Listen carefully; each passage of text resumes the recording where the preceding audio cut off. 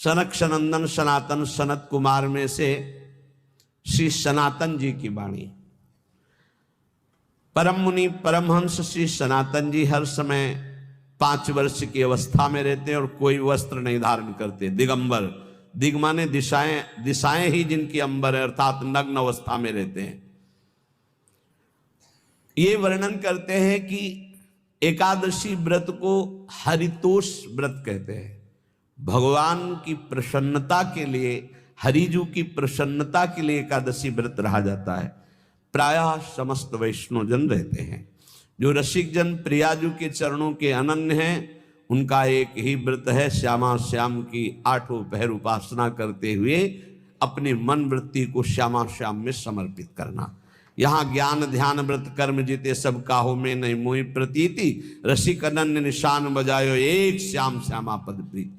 पर जो एकादशी व्रत रहते हैं परम धन्य है, वो हरितोष व्रत है। अब एकादशी व्रत का नियम क्या है और कैसे एकादशी व्रत का फल मिलता है, कई बार चर्चा हुई।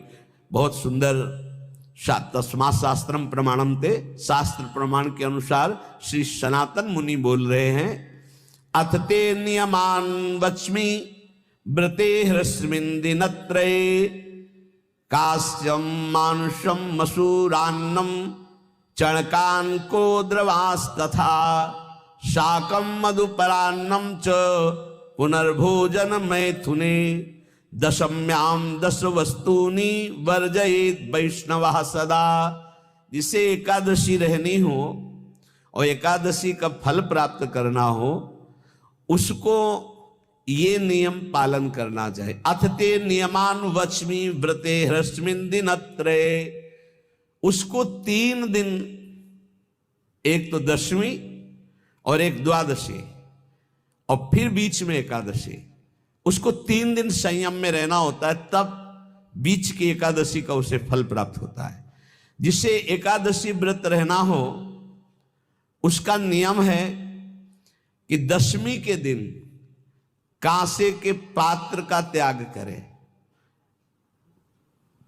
वैष्णव सिद्धांत है कि कभी जिसमें मांस बना उस रसोई का भोजन न ग्रहण करे।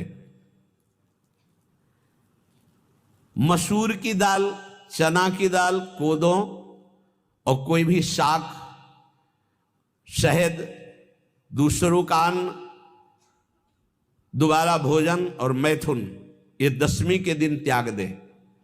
एक बार दशमी के दिन भोजन करे 24 घंटे में, क्योंकि एकादशी रहना है। कांसे का पात्र, जिस रसोई में मांस बना उसके भोजन का त्याग, मसूर की दाल, चना, कोदो, शाक, मधु अर्थात शहद और दूसरे के द्वारा दिया हुआ भोजन और दोबारा भोजन और मैथुन क्रिया, इनका दशमी के दिन कभी भी प्रयोग ना करें। इन 10 वस्तुओं से वैष्णव दूर रहे दशमी के दिन। फिर एकादशी के व्रत में,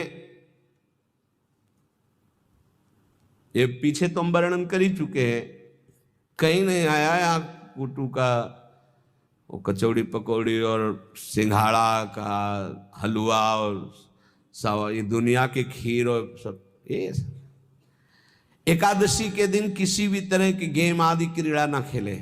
जैसे अब आज व्रत है तो बैठे हैं अपना मोबाइल में गेम खेल रहे हैं, ऐसा कोई भी क्रीड़ा नहीं। द्वित क्रीड़ा, किसी भी तरह का गेम, ये सब खेल नहीं। द्वित क्रीड़ाम च निद्राम च तांबूलम दंत धावनम, परापवादम पैशून्यम स्तेयम हिंसाम तथा रतिम, कोपम हृतवाक्यम च एकादश्याम विवर्जयेत। एकादशी के दिन उपासक को चाहिए कि वो किसी भी तरह की क्रीड़ा, मनोरंजन बिल्कुल नहीं।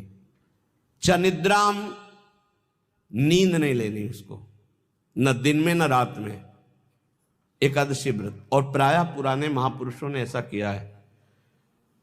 रामदास जी डाकोर के रात में जाते थे, रणछोड़ भगवान के यहाँ कीर्तन करते थे जाकर, तभी तो भगवान उनके कीर्तन पर, उनकी भक्ति पर रीछ कर गाड़ी में बैठकर उनके साथ आए थे। पूरी रात जग कर कीर्तन करना, और दिन में तो सोना ही निषेध है। द्वित क्रीड़ाम च निद्राम च तांबूलम,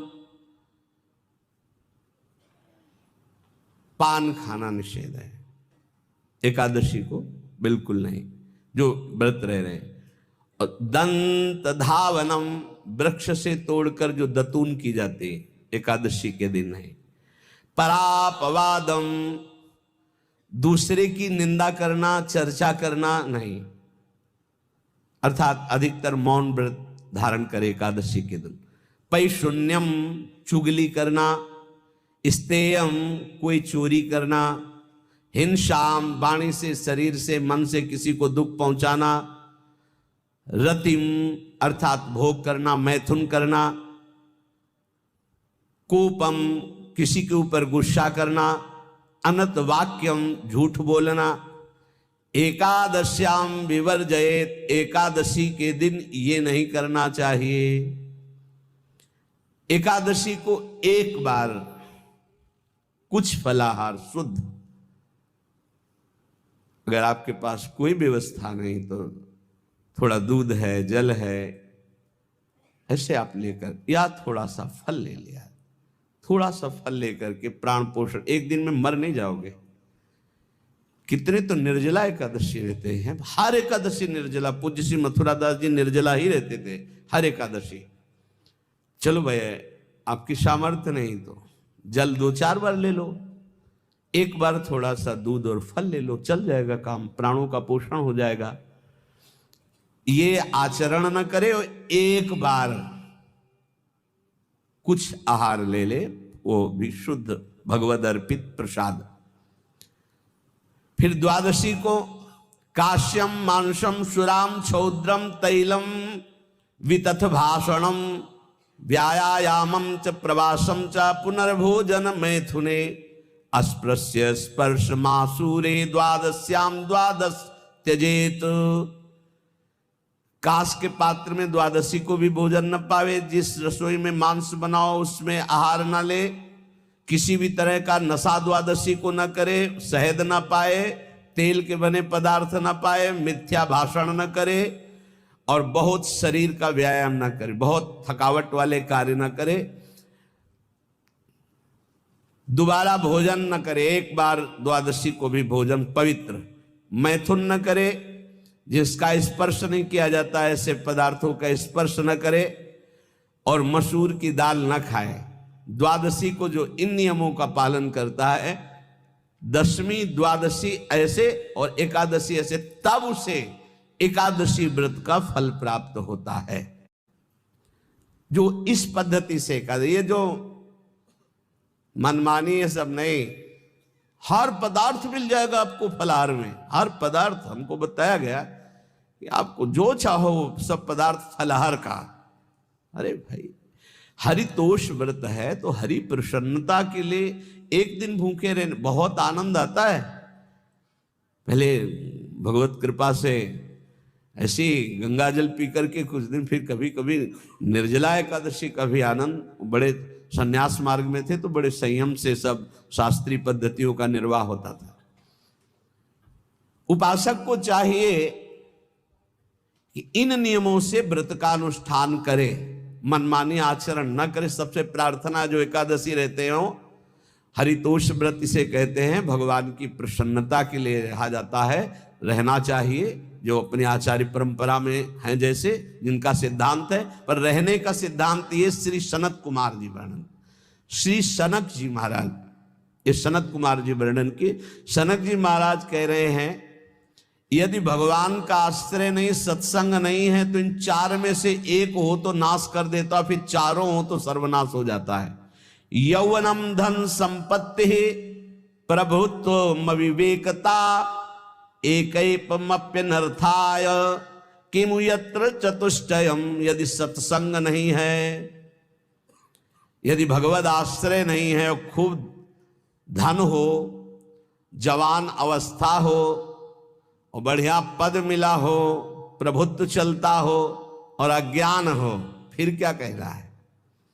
बोले ये चारों जहां मौजूद होते हैं वहां सर्वनाश का खेल शुरू हो जाता है। अगर इनमें से एक हो तो सर्वनाश करने में पर्याप्त है, और अगर चारों हो तो फिर क्या कहना है।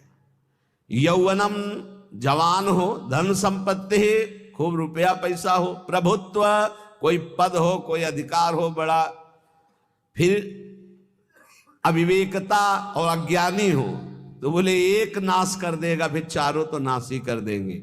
और अगर सत्संगी है तो ये चारों महान कार्य कर देंगे। क्या यौवनम, जवान है, खूब दूसरों की सेवा, मेहनत पूर्वक धन संपत्ति कमाकर माता पिता की सेवा, परिवार की सेवा, हे